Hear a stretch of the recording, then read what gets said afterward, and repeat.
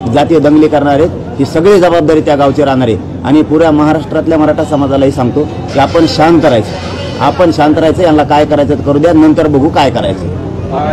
चौथ्यांदा उपोषण करण्याची वेळ आपल्यावर का आली? निवेदन दिलेलं आहे कित्येक लोकांनी, ग्रामस्थांनी। नाही त्या विषयावर मला नाही बोलायचं। अनेक लय मोठे आहेत, ते नाही का दिसले तुम्हाला, ते बी लय मोठे आहेत आणखी। हां, कारण ही पण विषय आहे की याच्यातले बरेचसे जण येऊन पण भेटलेत आम्हाला, बरेचसे जण, असं काय नाही। पण गाव एकीकडून आहे ना, मी तर चाललो होतो दादा, मला त्या विषयावर बोलायचं नाही। पण जातीय तेढ या शब्दात मला कुठंतरी द्वेष दिसायला लागला। ते झालं गेलं, निवडणुकीचा विषय होता, झालं गेलं ते आम्ही त्यावेळेस सगळ्यांनी सोडून दिलं, ते सगळी शांतता आहे। हारजीत कोणाची ना कोणाची तरी होतच असती, परंतु हे जे निवेदनं जाणीवपूर्वक दिलेत, उद्या आम्ही देऊ ना मग तुमचे असल्यानंतर। आता तुमच्या काही यात्रा निघणार आहेत, मग त्या टायमाला बी आम्ही असेच निवेदन द्यायचे का? आता महाराष्ट्रात यात्रा तुम्ही काढणार आहेत तर मग ह्या रोडवर त्रास होणार आहे, आम्हाला रहदारीला त्रास होणार आहे, आमचे मुलं शाळेत जाणार आहेत, जातीय तेढ निर्माण या जाणार, कोणती तरी यात्रा निघणार आहे, आता त्या यात्रेमुळे होणार आहे, तुम्ही रद्द करणार आहे का? तुम्ही ती रद्द करणार आहे का? मग म्हणजे असं नसतं। मी सन्मान केलेला आहे आचारसंहितेचा, कायद्याचा, म्हणून मी 4चं पुढे ढकललं 8 जूनला। आता तुम्ही विनाकारण वेटीस धरायला लागल्यात गोरगरिबांना, आता नाकारायचं काही कारणच नाही। त्या मुद्द्यावर येऊयात। आता पुन्हा चौथ्यांदा उपोषण करण्याची वेळ का आली? कुठले मुद्दे असणार आहे ते उपोषणाच्या वेळेस मागणीची? सरकारनं, शिंदे साहेबांनी, गृहमंत्री फडणवीस साहेबांनी सगळ्या सोयऱ्यांची आदेश काढलेला, ती अधिसूचना तिची अंमलबजावणी तात्काळ लगेच करण्यात यावी यासाठी हे आमरण उपोषण सुरू आहे। त्यासाठी हे आमरण उपोषण सुरू केलेलं आहे। मराठा आणि कुणबी एकचे हा कायदा पारित करण्यासाठी तुम्हाला आधाराची गरज लागते, तर 57 लाख नोंदी सापडलेल्या आहेत, तोही कायदा तुम्ही पारित करू शकता। तुम्ही फडणवीस साहेबांनी आणि शिंदे साहेबांनी सांगितलं होतं केसेस वापस घेऊ, वापस न घेण्याऐवजी महाराष्ट्रातल्या लाखो मराठ्यांच्या पोरांवरती केसेस दाखल केल्यात विनाकारण, त्याही मागे घेण्यात यावं। हैदराबादचं गॅजेट लागू करण्यात यावं, सातारा गव्हर्नमेंटचं, बॉम्बे गव्हर्नमेंटचं गॅजेट लागू करावं। अनेक जे जे विषय आमचे त्याच्यात ठरलेले ते लेखी स्वरूपाचे सरकारकडं, ते तातडीनं करावेत। आमचं काय म्हणणं नाही, आम्हाला राजकारणात फाजकारणात जायचं नाही, आम्हाला द्या, हेच मराठ्यांचे लोक तुम्हाला डोक्यावर घेऊन नसतील। माझ्या शब्दाचा अर्थ समजून घ्या, सरकार असाल तर मला राजकारणाकडे जायचं नाही, हेच मराठ्यांचे लोक तुम्हाला पुन्हा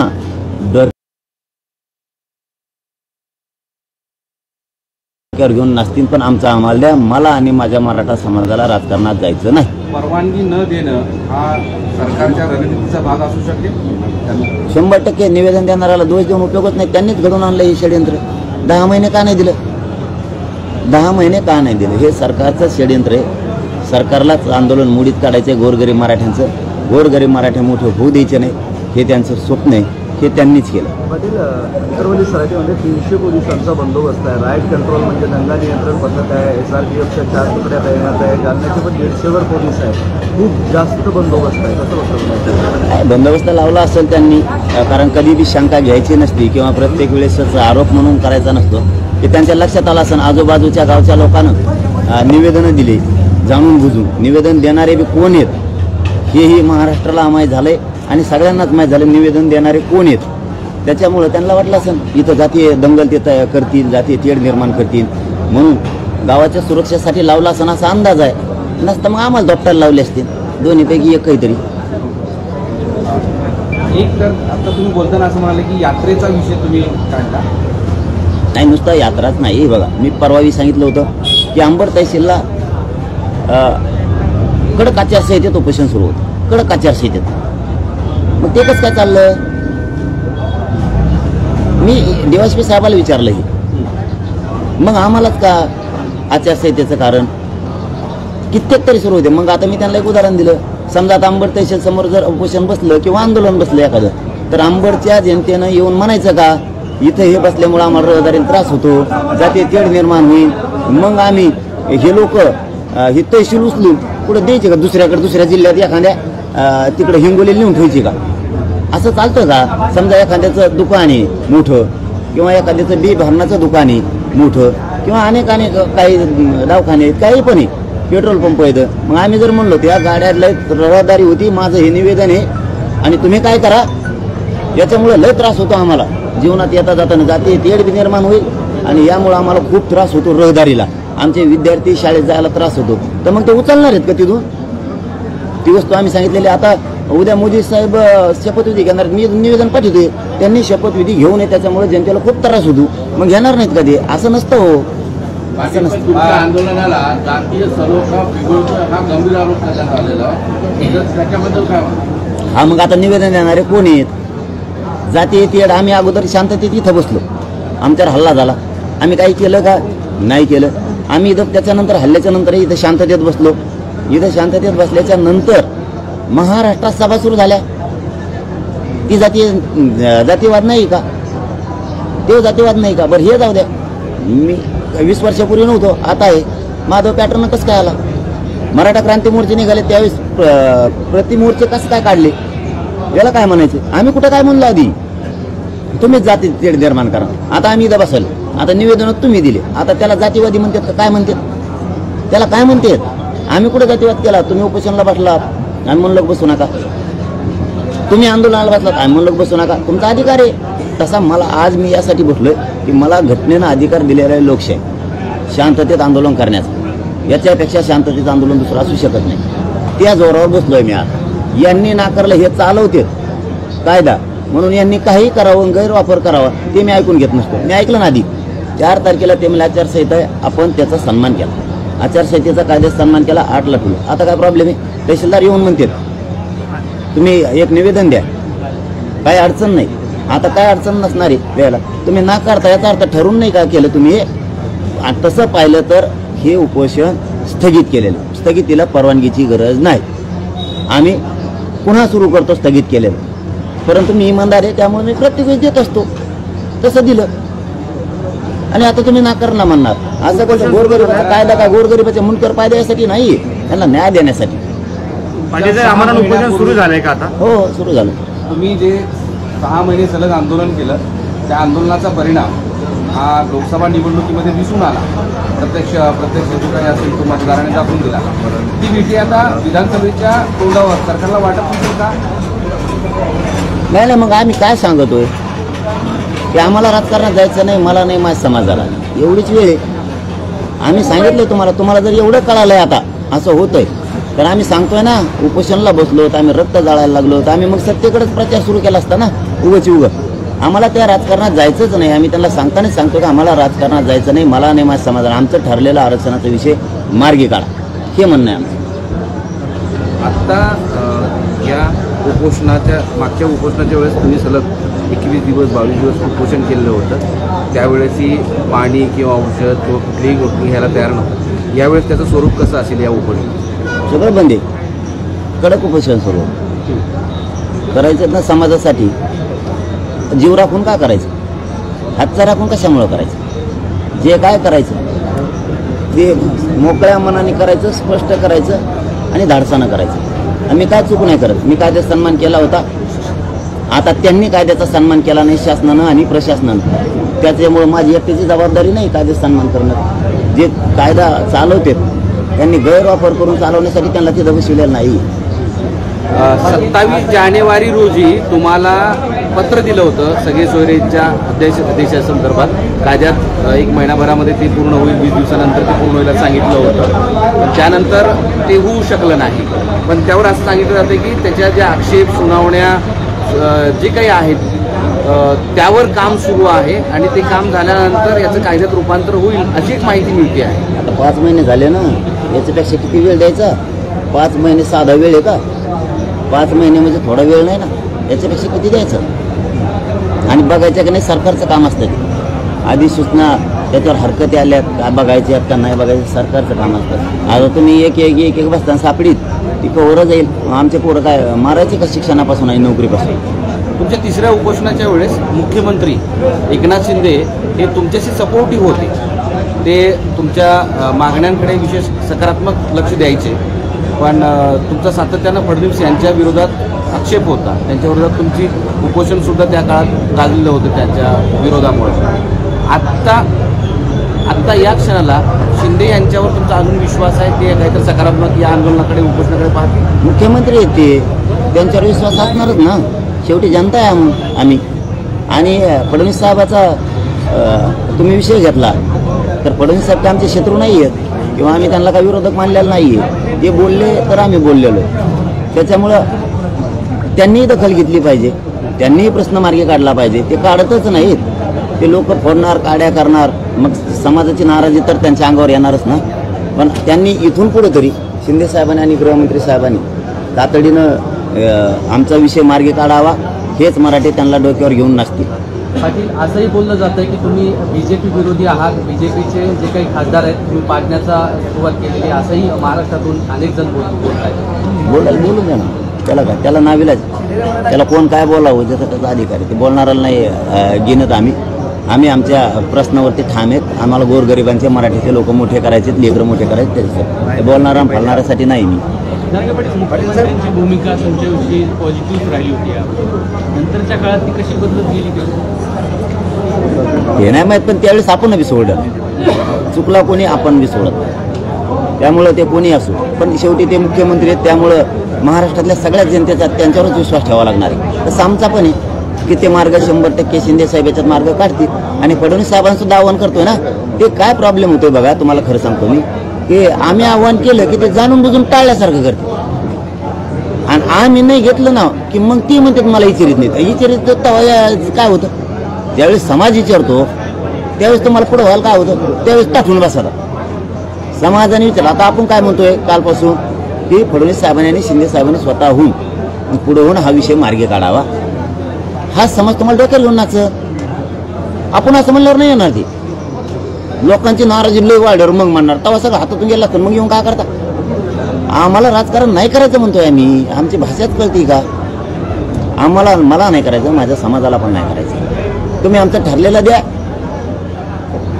मराठ्याचा विरोध करण्याचं कारणच नाही. उशिरा लक्ष दिल्यामुळे कोणतीचा काय संबंधी प्रमुख आहेत ते, कोणतीचा काय संबंधी ते प्रमुख आहेत. उशिरा लक्ष दिल्यामुळे त्यांचं नुकसान होते असं तुम्ही बोलला. लोकसभेला त्यांनी तसं केलं, आता विधानसभेला तरी त्यांनी तसं करून लक्ष द्यावं आणि मागण्या मान्य करावं. नाही, मी राजकारणाबद्दल नाही बोललो ते शब्द. की बघा मग आता एवढे निकाल लागलेत, एवढं वातावरण गरम आहे, याच्यात तर कोणच उपोषणाला बसणार नाही राव. कोणी म्हणा सत्ता हातात घ्या मोकळे व्हा, काय मागं पडायचं त्यांच्या. मला नाही जायचं त्याच्यात म्हणून मी रक्त जाळायला लागलोय. मी सावध करायला लागलोय. पहिला आंदोलका संदेश आहे तसा की ते सावध करायला आहे की मला राजकारणात जायचं नाही, माझ्या समाजाला सुद्धा जायचं नाही. आमचं ध्येय मराठा आरक्षण, आमचं ठरलेलं आरक्षण आम्हाला द्या. हे लोक तुम्हाला डोक्यावर घेऊन नसतील. याच्यापेक्षा काय सांगायला पाहिजे.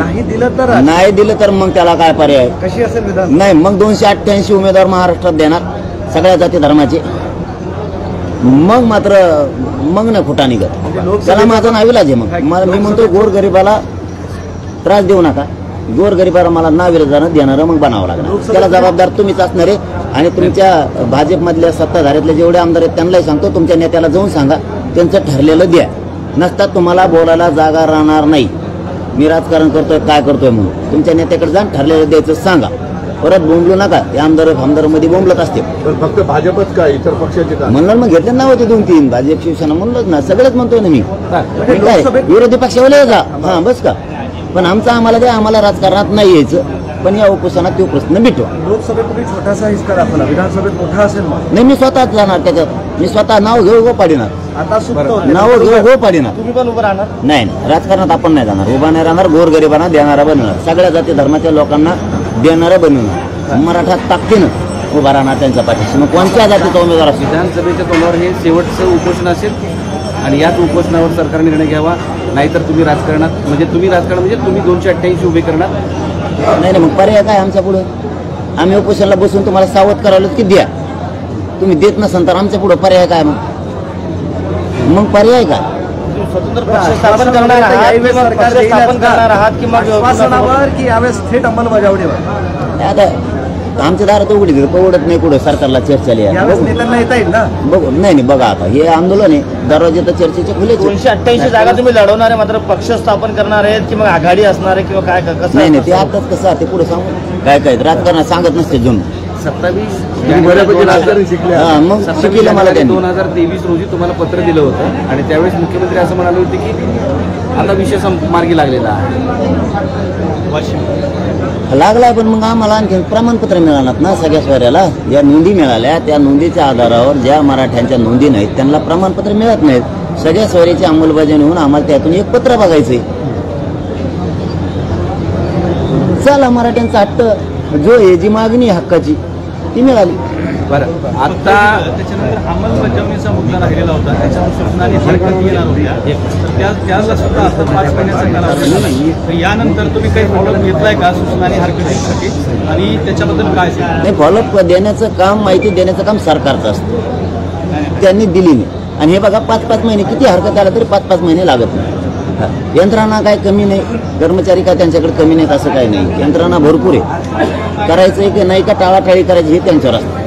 त्याच्यामुळे आम्ही 5 महिन्याचा वेळ दिलेला आहे. 4-5 महिने झाले त्याला, आता वेळ देऊ शकत नाहीत आम्ही. आता हा पावसाळ्याचा पेरणीचा काळ आहे, कामाचा काळ आहे. अशा स्थितीमध्ये लोक इकडे येऊ शकत नाहीत असं चित्र आहे. त्यांना तुमचं आव्हान काय आहे? मी 3 दिवसापूर्वीच केलं आव्हान, आजच नाही. एकाही मराठ्यांनी इकडं आंतरवालीकडे यायचं नाही. आपली उपजीविका ही शेतावर भागती, आपण त्याच्यावर वर्षभर जगतोय. आपल्या आधी पेरणी करायची, सगळे कामं करायचे आणि मग इकडे यायचं. मी आहे ना इकडं. आता मराठी एक आहेत का नाहीत हे उभ्या जगानं बघितलं. त्याच्यामुळे काही गर्दी करायची गरज नाही, एकजूट दाखायची गरज नाही. सगळ्याला आधी वाटत होतं मराठ्यांचं एकजुटीचं किंवा सभेचं रूपांतर मतात होणार नाही.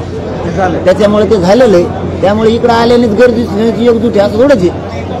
काही गरज नाही. कामं सोडून येऊ नका. मी एकटा पठ्ठ्या तुमचा मुलगा म्हणून इथं लढायला तयार. तुम्ही एक आवाहन केलं होतं की कोणाच्या उमेदवाराला तुम्ही काही पाठिंबाही दिला नव्हता, कोणाला विरोधही केला नव्हता, तरी सुद्धा समाज एकवटला होता तुमच्या मागे निवडणुकीच्या दृष्टीने. मी काय वाईट केलं? मी समाजाच्या लेकरासाठी त्यांची लेकरं मराठ्यांची मोठी व्हावीत म्हणून लढतोय, मरायला तयार. मी काय वाईट करतो? ते मला मुलगा मानणारच ना माझा समाज. त्यामुळे फक्त माझं काम जे होतं ते मी त्यांना सांगितलंय की तुम्ही इकडे यायचं नाही, शांततेत राहायचे. जे येतील ते. याचा अर्थ असा नाही की तुम्ही येऊच नका, कामं बुडवून यायचं नाही कुणी. आपली शेत आधी बघायचं, कारण ह्या आरक्षणामुळे समाज मोठा होणार आहे, शेतामुळे पण होणार आहे. इकडं एकीकडून वर जायचं आणि एकीकडून खाली यायचं असं व्हायला नको. दोन्ही बाजू आपल्याला सांभाळायचं. आरक्षण पण मिळवायचं आणि शेती पण कसायची, शेती पण पिकवायची. आता मुद्दा असा आहे की मागच्या वेळेला गावागावात तुमच्या सगळ्या समर्थकांनी उपोषणं केली होती, वेगवेगळ्या पद्धतीच्या आंदोलनं सुद्धा सुरू होती. लोकांना म्हणता येईल तुमच्याकडे नका येऊ. मात्र ज्याला या आंदोलनात सहभागी व्हायचे तर त्यांनी गावागावात काही उपोषणं करायचे का, कसं काय करायचं? नाही, काहीच नाही करायचं. गावागावात महाराष्ट्रभर आपण कुठलाच प्रोग्राम दिलेला नाही आंदोलनाचा, कोणताच प्रोग्राम दिलेला नाही. त्याच्यामुळं गावोगावात कोणते आंदोलनं नसणार आहेत, कामाचे दिवस आहेत ना, कोणते उपोषणं नसणार आहेत, तर काहीच नसणार. जे येतील कामं संपल्याच्या नंतर ते इथे येतील, भेटतील, आशीर्वाद देतील आणि पुन्हा वापस येतील. कारण पावसाचे दिवस आहेत, इथं पण चिखल आहे भरपूर. त्यामुळे त्यांची गैरसोय व्हायच नाही, येऊन जाऊन करू शकते. पाटील साहेब, तुम्ही आतापर्यंत टप्प्याटप्प्यातनं उपोषण केलेलं आहे, म्हणजे प्रत्येक उपोषणातले तुम्ही टप्पे पाडलेले होते. या 2 दिवसानंतर असं करणार, 3 दिवसानंतर आम्ही पाहिलं. म्हणजे या उपोषण जे आहे यातला काही टप्पा आहे का? नाही, एक पण टप्पा नाही. एकही टप्पा दिला नाही. आपण प्रोग्राम दिलेला नाही राज्याला आंदोलनाचा, कारण आपल्याला आंदोलन करायचंच नाही आहे. कारण शेतीचे काम आहेत, सगळं शेतीचं वाटोळं होईल तिकडं, सगळे शेती पडत.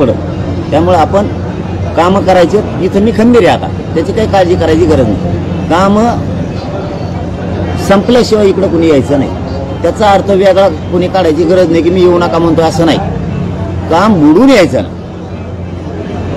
मागच्या 5 महिन्यापासून तुम्ही म्हणताय की फार मोठा काळ झाला, कुठलाही अपडेट तुम्हाला आलेलं नाही. बिटवीन सरकारचं कोणी तुम्हाला भेटलंय का, माहिती अपडेट दिली आहे का, किंवा सरकारने तुमच्याशी संपर्क करावा? संपर्क करायला मी कुठं नाकारलंय का? सरकारने येऊ नये, चर्चा करू नये, आंतरवालीत येऊ नये असं मी कधीच म्हणलो नाही. ती त्यांची जबाबदारी आहे. कायदा सुव्यवस्था बिघडू नये ही सरकारची जबाबदारी, प्रशासनाची. आंदोलकाची भेट घेणं, चर्चा करणं, त्यांच्या मागण्या देतोय ही करणं, ही चर्चा करण्याची जबाबदारी त्यांची, जनतेची नाही. जनता ही त्यांची असते. पण ते आता जर राजकारण करायला लागले आंदोलनात तर त्यांना फटका तर बसणारच. चलो, धन्यवाद. एक प्रश्न असा आहे की जानेवारीमध्येच तुमच्या उपोषणाच्या वेळेस उच्च तंत्र शिक्षण मंत्र्यांनी एक पत्र काढलं होतं की मुलींना KG to PG शिक्षण फ्री.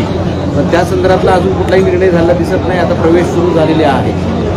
त्यावर तुम्ही काही 1-2 महिन्यापूर्वी बोलला होता. हो, मी मागेही सांगितलं होतं, पण वरून निरोप होता तसा की ॲडमिशन सुरू झाल्याच्या नंतर मुलीला मोफत शिक्षण दिलं जाईल.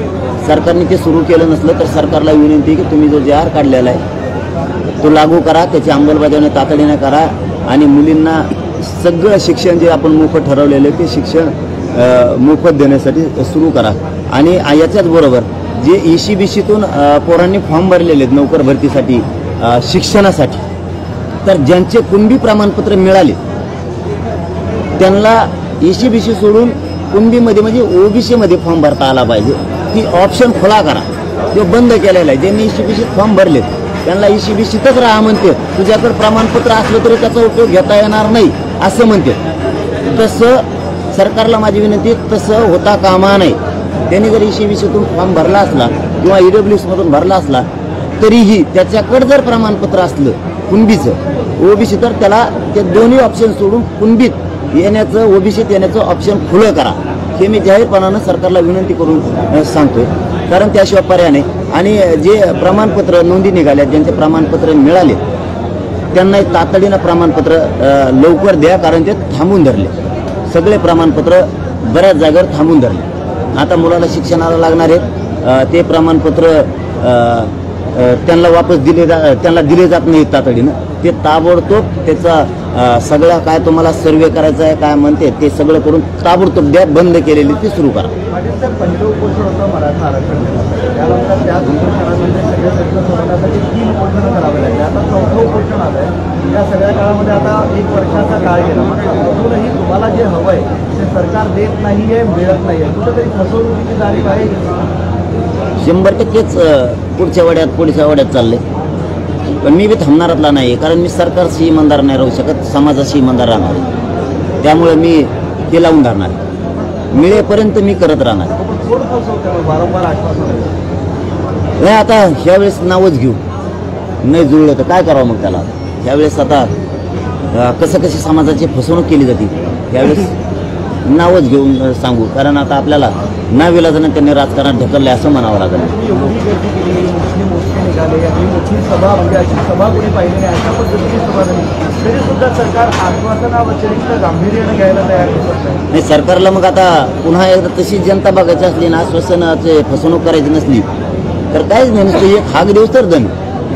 इकडं आणखीन 20-20, 25-25 किलोमीटरवर उभा राहायला जागा राहणार नाही. बघायची असली तर बघा म्हणा माझ्या एका हाकीवरती. आणखी नाही इकडं 20-25 किलोमीटरवर उभा राहायला जागा राहणार असतात. निघा म्हणूनच तरच दम.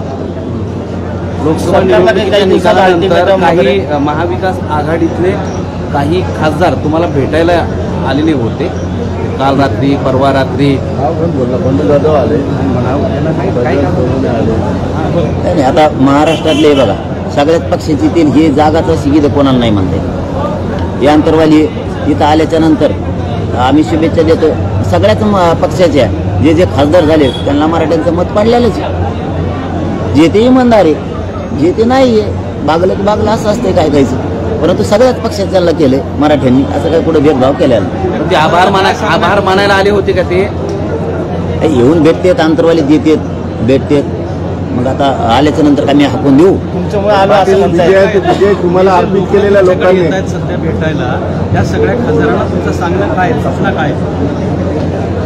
आणि आणखीन नाही केल्या, करीन ना नंतर.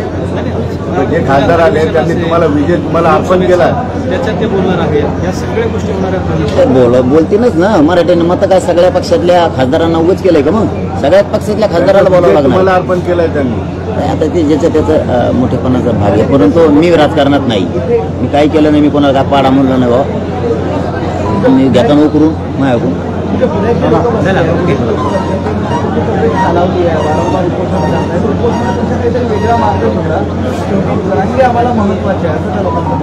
नाही. ती माझ्या समाजाची भावना आहे माझ्याविषयीची. मी मुलगा म्हणून त्यांचं काम करतोय महाराष्ट्रातल्या. त्यांना वाटतं मी उपोषणाला बसल्याच्या नंतर मी गरजेचं आहे. त्यांची ती भावना आहे, चांगली बरोबर आहे, कारण मी त्यांच्या भावनेचा कदरही करतो. पण मायबाप मराठ्यांनो, माझ्यापुढे दुसरा खरंच पर्याय नाही आहे. आपल्याला राजकारणात नको जायचं, तो मार्ग नाही आहे. म्हणून सरकारला सावध करायला की मी शांततेत उपोषण करतोय. माझ्या समाजाचं मला देऊन टाका. माझ्या समाजाला जे लेकरं आम्हाला मोठे करायचे, समाजाची भावना माझ्याविषयी ठीक आहे, पण आता त्याला नाविलाज आहे. मी तुमच्याच लेकरासाठी लढतोय, हे मराठा समाजाला महाराष्ट्राला सांगतोय. एक मेला तरी चालत, पण लाखो करोडो लेकरं मराठ्यांचे सुखी झाले पाहिजेत हे स्वप्न घेऊन मी इथं जीवाची बाजी लावून बसलोय. मी कोणताही अतिरेक करत नाही आहे, परंतु नाविलाज आहे. मी एवढ्या वेळेसच माझ्या समाजाचा शब्द ऐकत नाही आहे. समाजाचं म्हणणं आहे मी उपोषण करू नये, परंतु मला नाविलाज आहे. मी आपल्याच समाजातील लेकरं मोठे व्हावेत म्हणून आमरण उपोषणाला गेल्यास बसतो. तुम्ही खूप आजारी पडले होते, अगदी तुमची किडनी सुद्धा गायब झाली होती, तुम्हीच सांगत होते आम्हाला. त्यांचे डॉक्टर म्हणत होते कोणकडे गेली म्हणून त्यावेळेला आता ते झालं गेलं, आता नवीन सुरू आहे डाव. नवीन सुरू. त्या चलो धन्यवाद. आंदोलनामध्ये तुम्ही सर्वपक्षीय जिल्हा परिषद, पंचायत समिती, महापालिका, विधानसभा, लोकसभा या सगळ्या सदस्यांना आवाहन केलं होतं की तुम्ही या आंदोलनाबरोबर या आंदोलनाच्या संदर्भात मराठ्यांचा विषय मांडा, चर्चा करा आणि हा मार्गी लागेल या संदर्भात तुम्ही त्यांना आवाहन केलं होतं. यावेळेस तुमचं त्यांना आवाहन काय? तर यावेळेसही माझं आव्हान आहे की मला राजकारणाकडे जायचं नाही. काय काय आमदार म्हणतात ना, अमुक केलं तमुक केलं, आमच्या पक्षाचं असं, आमच्या नेत्याला तसं बोलले, आमका झालं. तर त्या सगळ्या ज्यांचं खूप दुखत आहे मागून पुढून, त्यांना बाबा माझी विनंती आहे की तुम्ही काय करा, तुमच्या नेत्याकडे जा, तुमचं पोटसूळ बंद होईल. मला राजकारणात नाही जायचं खऱ्यानंच, माझ्या समाजाला नाही जायचं. तुमच्या नेत्याला जा आणि सांगा की त्यांचं ठरलेलं देऊन टाका एकदाच. समाजाचं काय आरक्षण ठरलंय, काय विषय ठरले देऊन टाका. आणि नुसत्या सत्ताधाऱ्याबद्दलच नाही म्हणत तर विरोधी पक्षाचे सुद्धा सगळे जा. आणि ह्या उपोषणाच्या काळातच पुन्हा तुम्ही जाताना 2 वर्षांनी, या उपोषणाच्या काळातच उद्याच तुम्ही तुमच्या नेत्याकडे सगळ्या पक्षाचे जाऊन बसा आणि त्यांना सांगा त्यांचं ज्या ठरलेल्या गोष्टी त्यांना त्या द्या. मला राजकारणात जायचं नाही, माझ्या समाजाला जायचं नाही. माझं ध्येय आणि माझ्या समाजाचं ध्येय आरक्षण, ते आम्हाला द्या, तिकडं भांडा. पण जर नाही दिलं तर त्याच्यानंतर माझ्या नावानं भाजप, शिवसेना कोण आहेत त्याच्या आमदारांनी बोंबलायचं नाही की असं का करताय. मग तुम्हाला आता संधी दिली आणि विनंती करून सांगतो चला सगळ्या आमदारांना की तुम्ही जा आणि तुमच्या नेत्यापुढं सरकारपुढं विषय मांडा आणि त्यांना सांगा हे विषय आजच्या आज मार्गी काढा. मला राजकारणात जायचं नाही. उगाच बोंबलाच नाही मग तुम्हाला बोलायला संधी नाही. मी समाजाला साक्षी ठेवून सांगायला लागलो. आता समाज सुद्धा ऐकतोय चॅनलच्या माध्यमातून की आम्ही समाजाच्या वतीनं सगळ्या आमदारांना विनंती केली, सत्ताधाऱ्यांच्या सुद्धा, की तुमच्या नेत्याकडे जाऊन सांगा की त्यांचं आरक्षण द्या. मग परत तुम्ही म्हणता तुम्ही विधानसभेला कसं काय आले पुढं, तर तुम्हाला सांगितलं ना आता जा, तर तुम्ही जा ती प्रश्न सोडून आणा. आम्ही येत नाही. तुम्ही नाही गेले तर उद्या तुम्ही बोलायचं नाही. समाज तुम्हाला बोलून देणार नाही, कारण तुम्हाला आम्ही जा म्हणून सांगितलंय. समाज एकाही आमदाराला बोलून देणार नाही, कारण तुम्हाला तिकडे जा म्हणलं तर तुम्ही गेले नाही आणि इकडे काय बोंबलता मग असा समाज तुम्हाला उद्या म्हणणार. तुम्ही प्रश्न सोडा. धन्यवाद.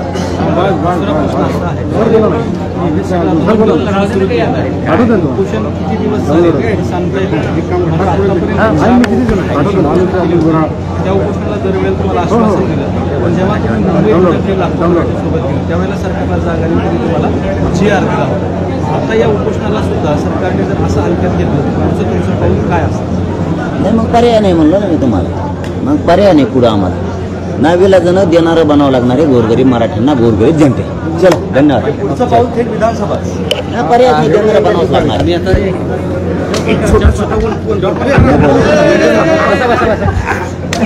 नको आता वन टू नाही, छोटा छोटा नाही, नाही, ऐका ना. आराम करू द्या. हा सर्वांना जावं लागेल. पहिलं करून टाकायला सगळा दिवस 2च्या नंतर करू. 2च्या नंतर करू. बस का?